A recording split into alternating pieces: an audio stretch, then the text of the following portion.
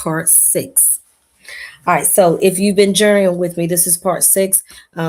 Technology has been a challenge, but it's not stopping me. So technology has been a challenge.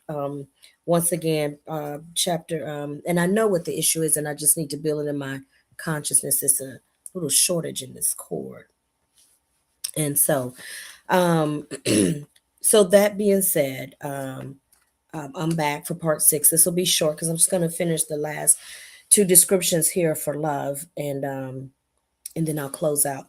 I'll be done with this week's series.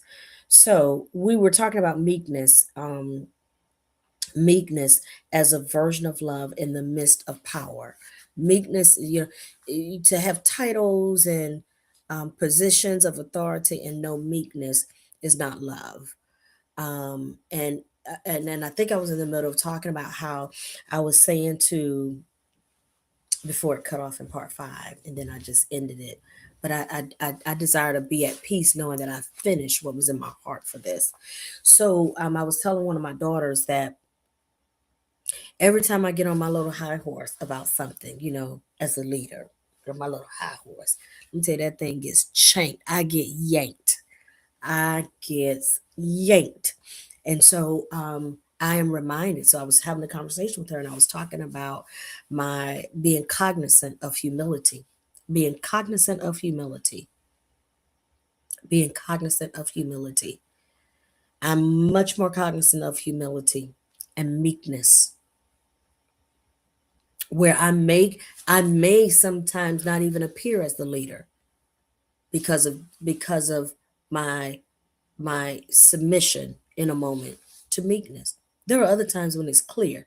There's some times when mm-mm. Your title, your purpose, your position of authority is for a reason. And the reason is not for your ego to be massaged. So when we say we're truly operating in love as leaders, and when you have some measure of power and authority, meekness, meekness. And the last is because I just ran through these at the end of part 5. The last is temperance, is love in the midst of pleasure. When I grew up as a church girl, pleasure was not, ain't no pleasure. It's no pleasure. It's no pleasure. When I was a teenager, I was leading the youth department. It was a small group of youth, and God had blessed me to be mature and trusted in many ways, and so I was I was a youth department leader, and I came up with this bright idea that we're gonna have a kickball. We're gonna have a Saturday kickball game, and we're gonna have some punch and some hot dogs or whatever. And the church mother, bless her heart, a church mother. Ooh, y'all talking about some old school classical Pentecostal church. And some people had it more restrictive than I did, but what I did experience, it was enough for me. And the church mother said, "Oh no, oh no, no, no, no kickball. We don't do none of them sports and none of the sports. There's no pleasure." And I joke sometimes and tell folks that the folks knew our religion. They knew what religion we were a part of when we went to the mall because they could see no pleasure. Well, no pleasure. No pleasure. No pleasure. This is an encouragement. This metaphysical read, this interpretation, really helps you to embrace the fact that there is pleasure for you.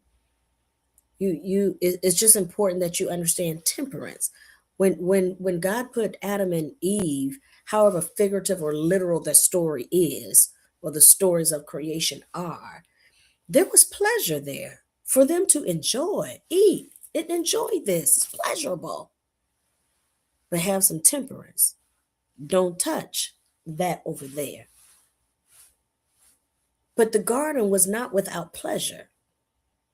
Again, however figuratively or however literally you read it, I don't have a debate in that. The garden was pleasurable, but temperance was required. Mhm. So I'm encouraging you in your love journey, have some meekness in the midst of power. In your love journey, have some temperance in the midst of pleasure. All right. That concludes what was in my heart from Kingdom Principles for Living the Divine Life. Is it kingdom or chaos?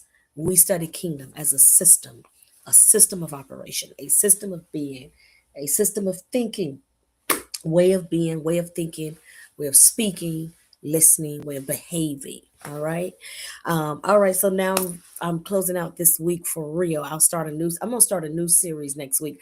I touched on it because it came up very spontaneously. I think Wednesday. It just kind of came up spontaneously in the midday moment. This notion of Esther practicing civil disobedience. So that's gonna be my series next week. All next week, I'm gonna deal with the book of Esther and civil disobedience. And doesn't mean that everybody needs the same thing because everybody didn't have the assignment Esther had. Nope. Everybody didn't have her assignment. It was a unique assignment for her and her position. Everybody didn't have it. Okay, that's all I'm gonna tell you. All right. So all of next week, I'm gonna be doing a series on civil disobedience from the book of Esther. Okay. We peeked in it earlier by divine inspiration, but we're gonna lay it out next week. I am starting to officially pack for Africa. I got some stuff here sitting on the side of this TV that I went and got. So I'm officially starting to pack. I leave in February, the second week in February. And so I'm starting to pack. Thank you so much to all of you who have supported. Most of my personal expenses were taken care of, but by me, and a few people that blessed me. There are some of you that blessed me. Oh, thank you so much for supporting me. I appreciate you so much that blessed me even on the front end, supporting my personal expenses to go to Africa. And when we get there, there are yet needs that we desire to minister to the people, just as we do here in the States.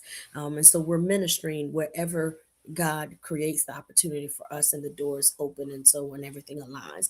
So we do our ministry here in the United States, serving, being a blessing, growing together and all of that. And we're going to be in Africa, and so I'm inviting you, there's still time on the clock. I'm inviting you to sow into, we've got some career training we desire to do. It's going to take some funds for that. Certainly, we'll be visiting our orphanage, take some funds for that. We'll be feeding again. And we started to do it here too. We feed the 5,000 Baltimore. It's coming to Tampa and St. Pete. And so just desire to be a blessing in the midst of us growing, evolving, and living more peacefully, more joyfully, living the fruit of the Spirit. We desire to minister that to other people. You can't force it on people, but you can minister it and share. All right. So that's what we're doing.